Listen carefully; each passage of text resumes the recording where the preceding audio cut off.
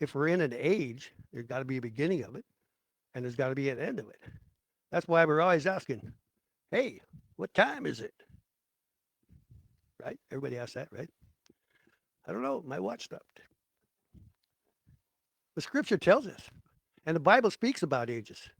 Age is not an eternity, it's not an endless time, but it's a long, limited season in God's plan. It seems long to us, the ages and ages, but it's got a starting point and it has a conclusion.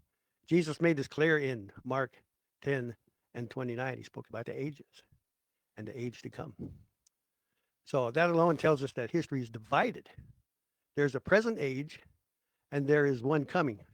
History is not one big long blur. Sometimes it looks like that, but it moves in a divine structured phases that God has put out for us. Scripture also speaks about the last days, and we've discussed this before. Many people, when they hear that, they imagine very short period, the last day of the week, 24 hours, right? A brief window of crisis and drama. But the Bible uses that phrase different. In Hebrews chapter 1, it tells us that God spoke to us in these last days through his Son. James 5:3 warns us that believers are storing up treasures in the last days. Those words were written 2,000 years ago.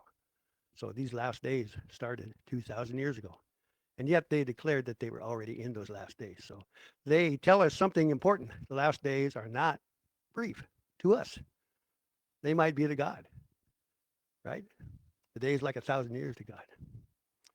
And they describe the final phase of an age, the period when God is given full revelation before he brings everything to its fulfillment.